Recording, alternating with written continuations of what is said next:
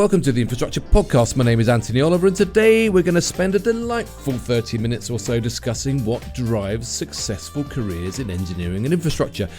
I say delightful because my guest today is Dervilla Mitchell, Deputy Chair at world-renowned design practice Arup, somebody who, over the last few decades, I have never tired of talking to. So as she prepares to step down from the Arup board, a post she's held for the last 10 years, I'm keen to get her take on what drives and what defines career success. And perhaps we'll find out also what comes next in her own career.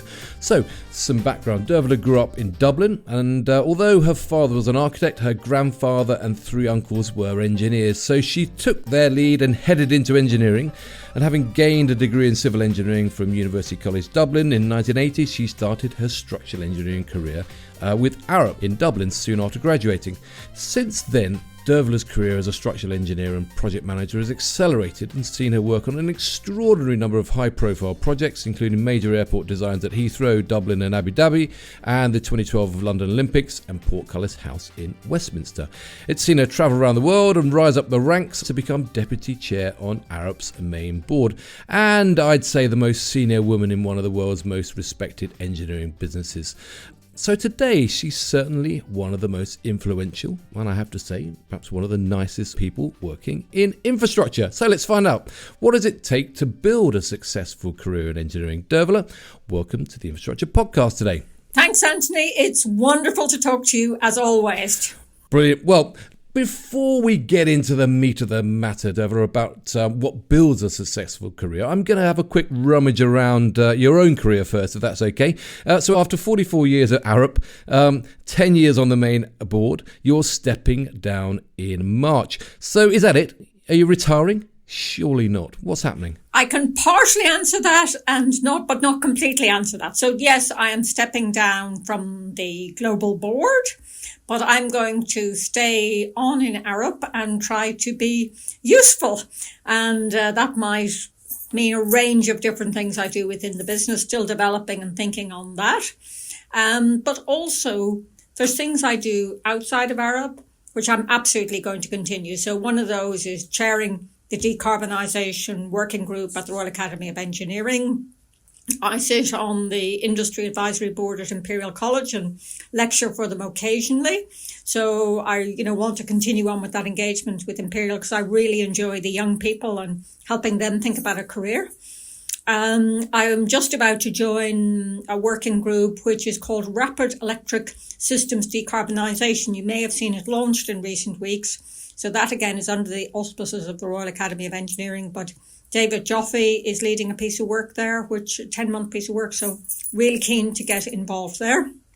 And then I have two small ventures, and ventures are small startups that Arup works with to try and develop something.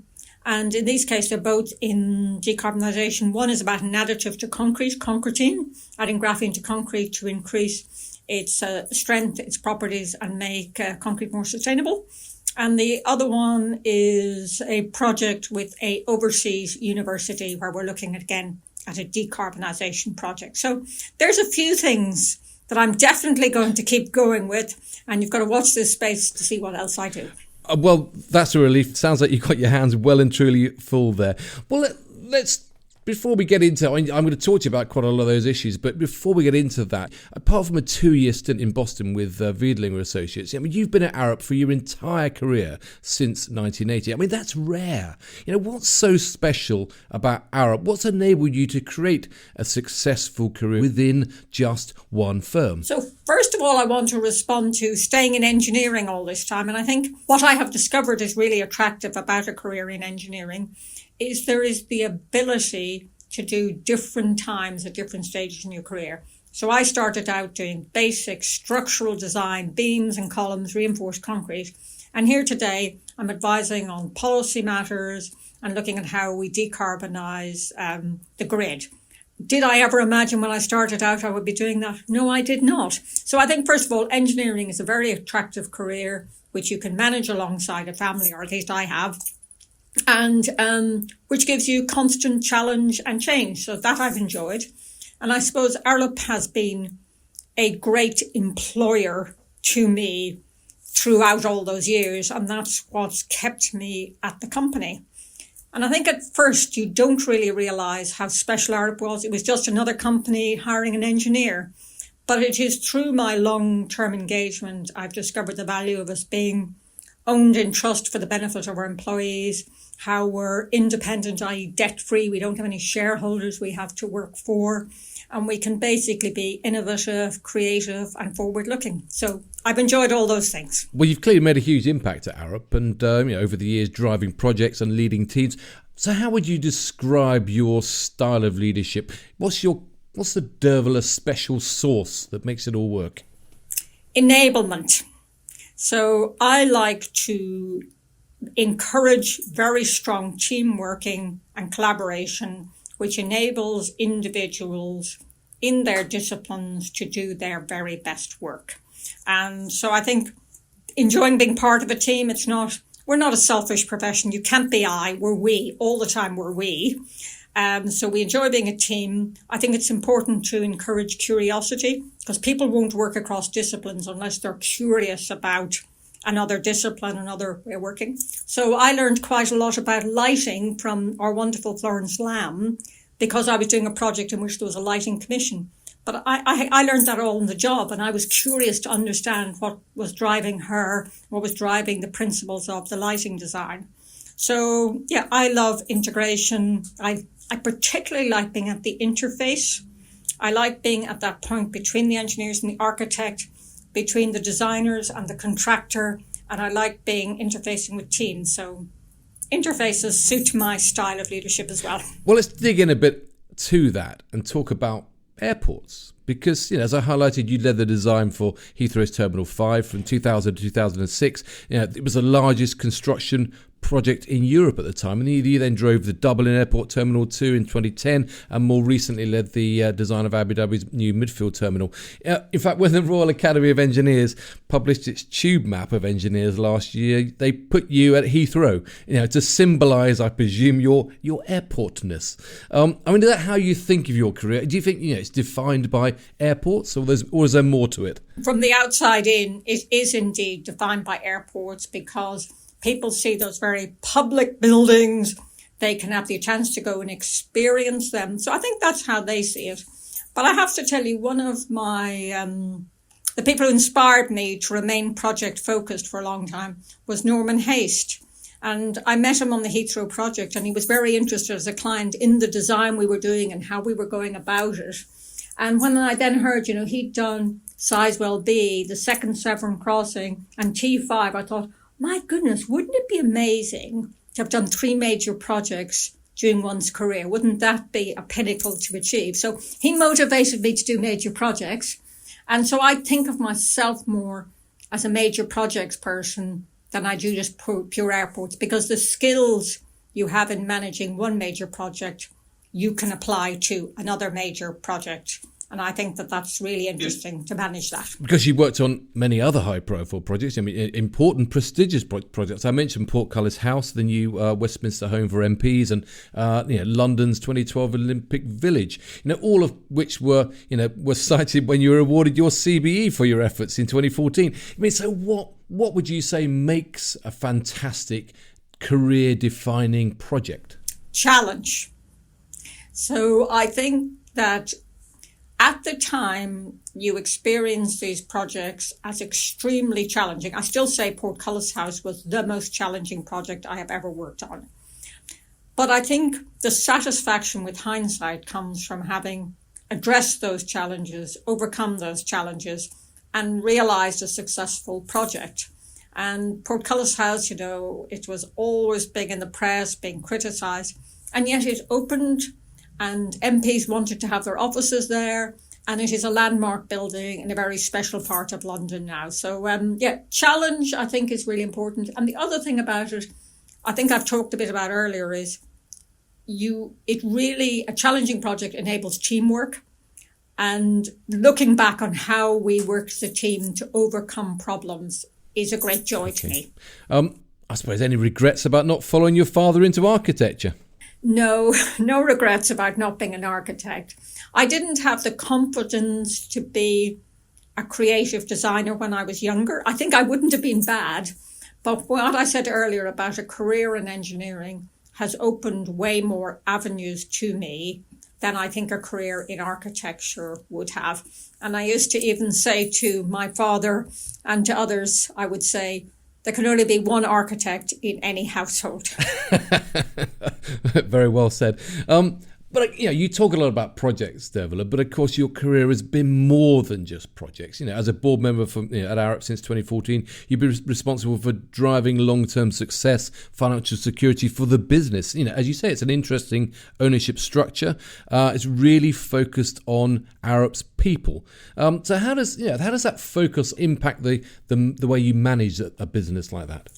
I said earlier that it's not obvious when you first join Arup about its ownership structure, and you think you're just doing a day job. So it takes a little bit of time in the business and an understanding of how we work to gain that appreciation. So, I didn't have it first off.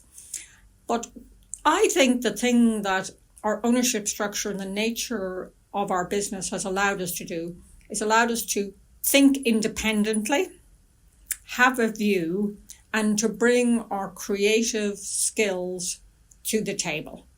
And I know a client who I work with for many years did say, when he has all the various consultants around the table, the people who bring the big ideas, the people who challenge, it's always Arup. And so I thrived in that environment, but you have to be a certain sort of person and you've got to enjoy that sort of challenge and repartee that goes with that. Well, Arup's reputation, of course, is built on this its capability and the confidence that you have the best people who are able to offer those best solutions. I mean, how do you ensure that you can still offer the best careers to the best people? Because I imagine it's increasingly competitive out there. It is hugely competitive out there, but there's something that actually worries me slightly, is that because Arup has such a strong brand, in our early career space, last year we attracted about 30,000 applicants for about 750 early career roles. And that's apprentices, graduates, interns, that sort of thing. Right, so it's 30,000 for 700. Yes, 750. So the disappointment I have there is there's 29,000 plus disappointed people. And I worry that they feel they mightn't have been successful or they failed in some sort of way. And you're impacting those young people very, very early in their career. And, if anyone's listening, and I'd say, just because there wasn't a role for you in Arup at that point, there might be later, but you also might find a great home for yourself working with another consultant, with a contractor, in a university, in a different environment. So don't feel defeated or by that sort of challenge early on in your career. So I think we're very lucky that we have, literally, I'm sorry to put it like this, the pick of the crop. But the challenge then for every organization is how they retain people throughout their career, people like me, and if that's right for them, and it's only if it's right for them. And I think that that's where creating the right culture and environment within the organisation is most important. So that's why I would have a focus on, and we do have a focus here, on being inclusive. Because if you're not inclusive, then you won't keep attracting the whole breadth and the right skills into the organisation. We'll talk a little bit more about that role that you have in making sure that you are a diverse and inclusive employer. But you also have a responsibility for maintaining staff well-being as part of the business sustainability.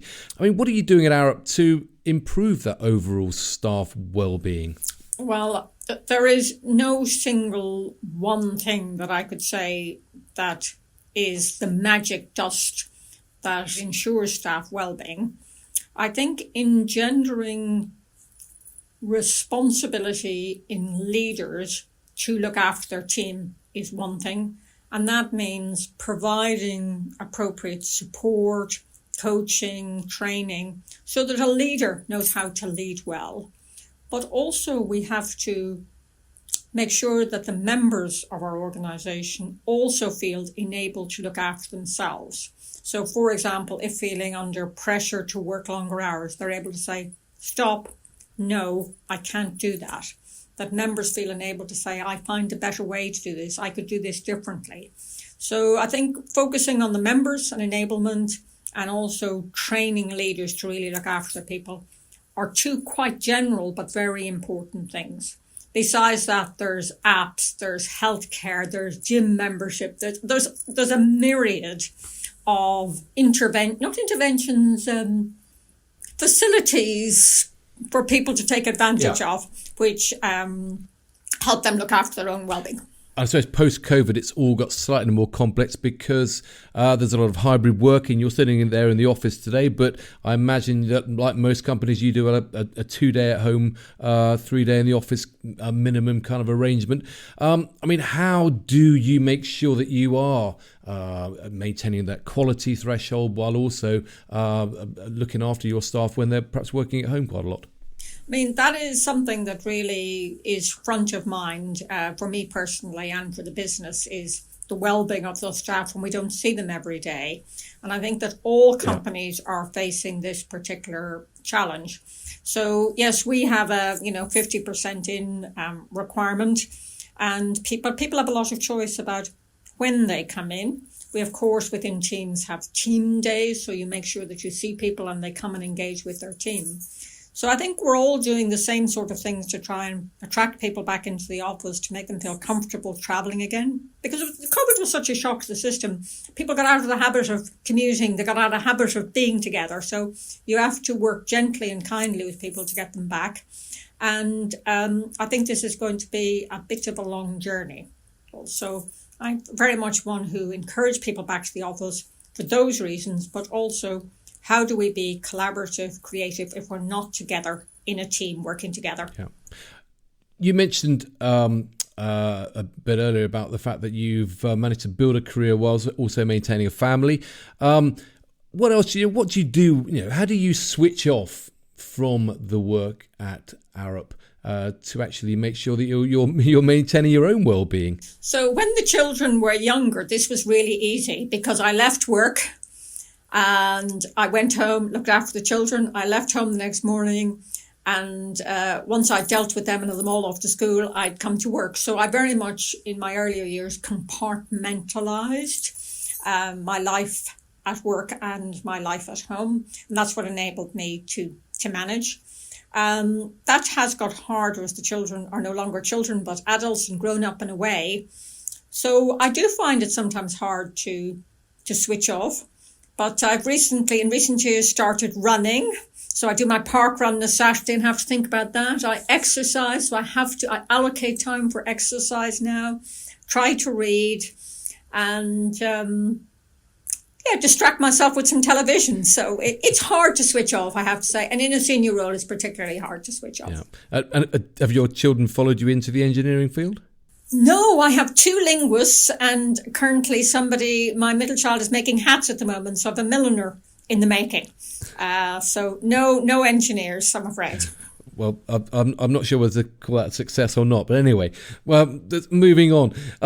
You mentioned your work with the Royal Academy of Engineers. You've been a fellow since 2007. You were vice president for 5 years until 2011, and then chair of the Diversity and Inclusion Committee until 2019. But you're also a founding member of Arup's Diversity Steering Group, championing Arup's inclusive leadership program. I mean, is the infrastructure sector now grasping the notion that more diversity and more inclusion is good for business? I think that most people understand it is important now. But I think people hope for a very simple solution, that there's something simple they can do in their organisations which will magically resolve the situation. And I'd like to be clear that I do not believe there's any magic silver bullet to solve this. And what my experience in Arup has been is it's taken a really multifaceted, multi-year engagement, provocation to actually move things forward.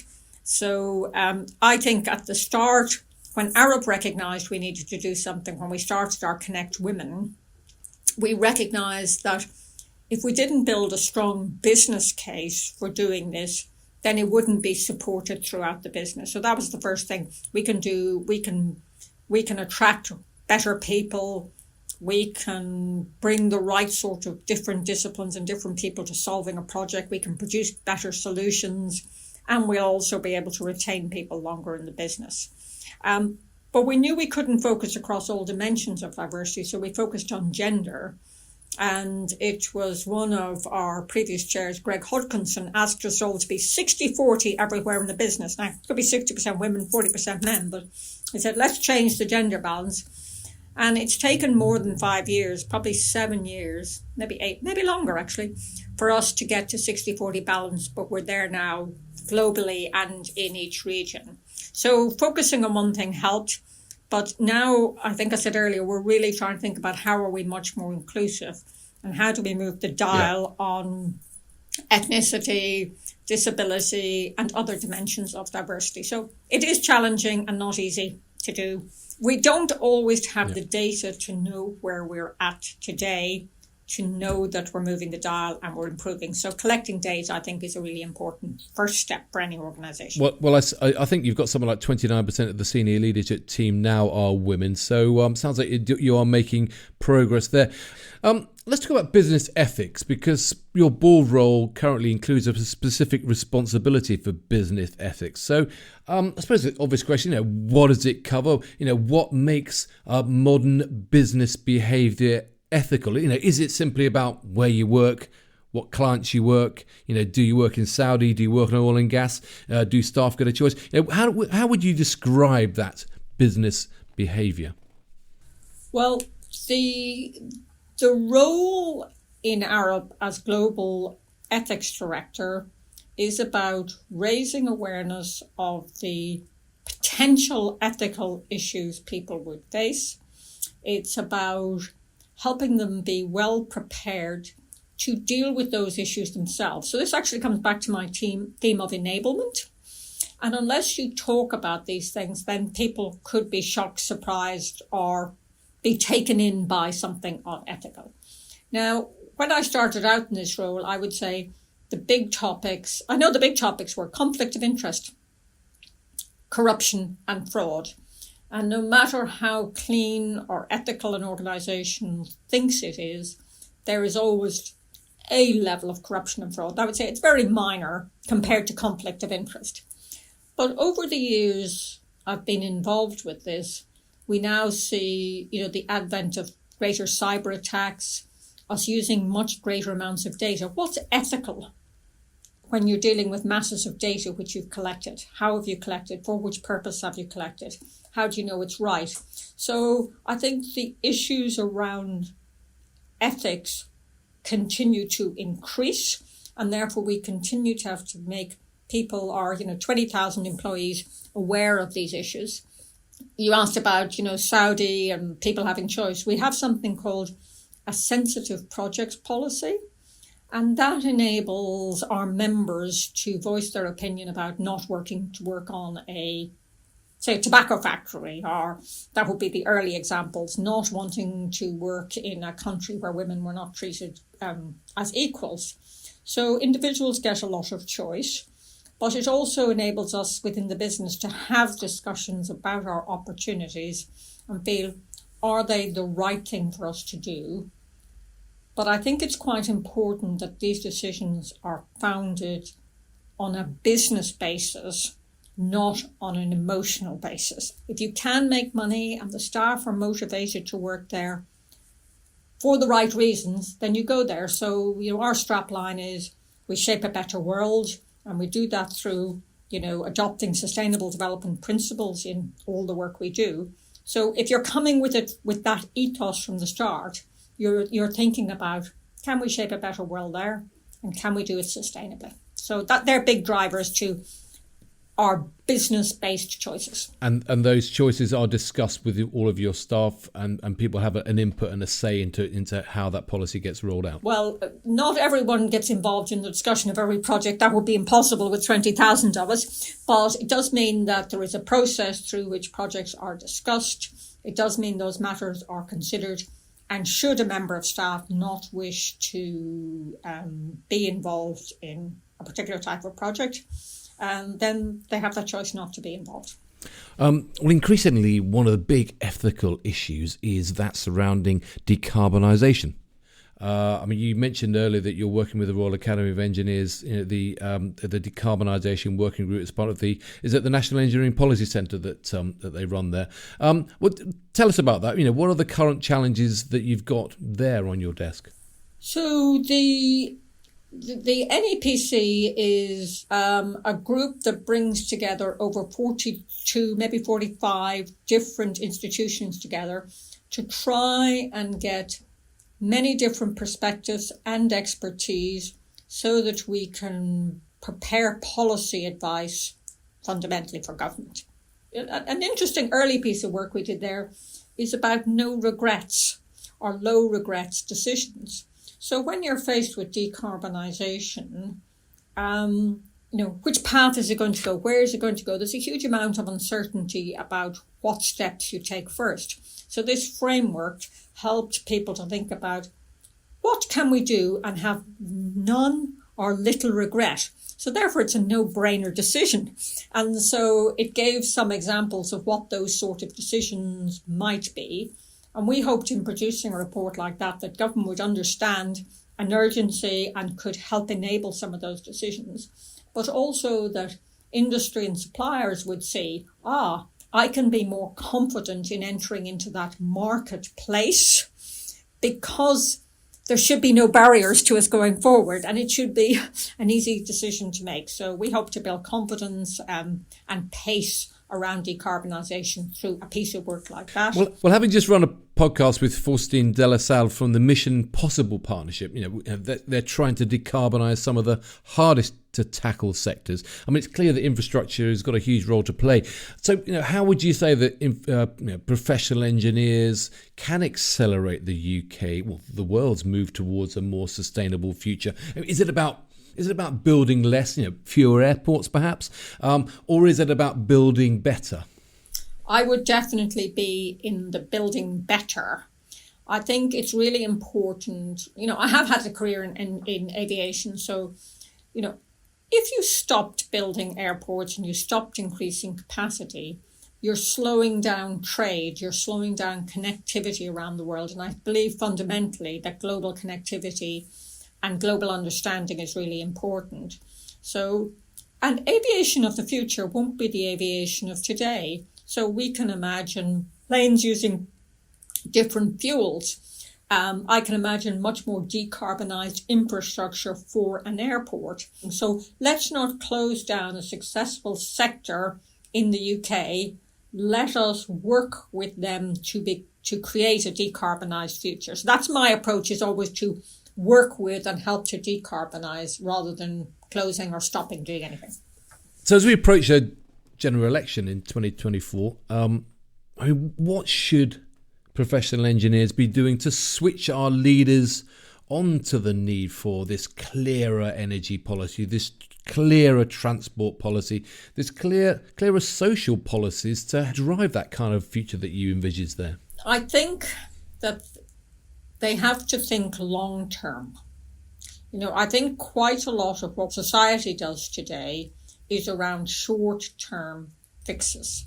And I think we need good long-term perspective on what is the infrastructure that the UK needs, what is the best pace to deliver that infrastructure in, and then to think about what is good design. Good design is really about, that it makes sense, that, it's constructible, it works for the users, brings well-being benefits. We talked about that a bit earlier, brings benefits to the community at large. So I think when I'm thinking to the future, long term, not procuring every piece of work as a standalone piece of work, bought on cost. Because if we buy on cost, we get the cheapest. We do not get necessarily what delivers biggest benefit for the community at large. And I think that delivering social impact is probably one of the most important things to think about going forward. Absolutely. And I suppose that's infrastructure. After all, it's all about people, isn't it? Well, looking back over the last 44 years, Dervilla, if you may, I mean, what are you most proud of in your engineering career? Well, I in terms of projects, I just have to say Terminal 5. Because it was such a large project, because it was a client who was willing to do things differently. So we had a single model environment. We were working digitally back in 2000. Not everyone does it today. We were working in a collaborative contract. We did genuinely collaborate, and we did do things that were challenging, and we did do them differently. Look at the control tower, how it was built in a particular area and walked out to its site and jacked up. That was an amazing bit of innovative, creative thinking by some of my colleagues to make that happen. So T5, I think was great. But I think the thing that I will look back even more fondly on is that I joined a very male-dominated profession. And I will look back and I will see women in all sorts of careers in the industry. And I like to feel that I played my part in making that possible for others, or that others looked at me and made it possible for themselves. So I think that's a success. What's still to do? I mean, is there any unfinished business? Are there projects that you really, really want to get stuck into? Well, as you will have heard earlier, I'm very much getting into the decarbonisation energy sector. I think I've skills there that can make a contribution there. But I also hope that I will be able to help the industry adapt. The construction industry, I think, is quite slow to change. And I think that with decarbonisation and sustainable development on the agenda, I think it also gives us an opportunity to change our sector. Let's think about using much more data. Let's think about being more technical. And how do we get the best out of mankind and machine working together to solve some really tricky problems? So I'm not a person who pushes away from AI. I'm saying, let's adopt it, but use AI and whatever sub-generations of that there are, or further generations there are, to make our careers really interesting and attract people into this sector. Because I think we should be in the era of the engineer again. Engineers can make a difference. We can design wonderful cities, wonderful buildings, great infrastructure. So, helping make it really accessible and people wanting to become engineers. Well, finally, Dervilla, what advice would the 20-year-old you leaving University College Dublin, about to start out on their career in engineering, what advice would you give them? Oh, I would look back and say, Dervilla, please be braver, have more confidence in yourself. Wow. I can't believe that's possible. Surely not. I was quite a shy person at the time. And I used to be afraid to ask a question in university, asking that question, not knowing the answer, and I've learned over time that there's so much, you just have to be a bit braver. Nothing goes wrong, and I say to myself, what's the worst that can happen by joining this committee? What's the worst that can happen about trying to get this project over the line? So I think I have become braver and have become more confident, but I didn't start out like that, Anthony, at all. Well, that's an interesting thought to finish there. Be brave. Dervilla, thank you so much for allowing me to have a little rummage through your career, and thanks for joining me today on the Infrastructure Podcast. Really, I think for me anyway, a very thought-provoking conversation. So thanks so much for joining me today. You're most welcome. It made me be thoughtful in both the past and the future. So thank you, Anthony. Brilliant. Absolute pleasure. It's great to speak to you, and thanks so much for joining me. But unfortunately, that's all we've got time for today. But we have more from the Infrastructure Podcast in the pipeline and more guests to talk to as we continue to probe the big issues faced across the sector. If you haven't done so already, do check out the Infrastructure Podcast website, www.infrastructure-podcast.com, where you'll find background information and all the latest podcasts to listen to and to share. So thanks for joining us today. Thanks again to Dervilla, and I look forward to seeing you again very soon.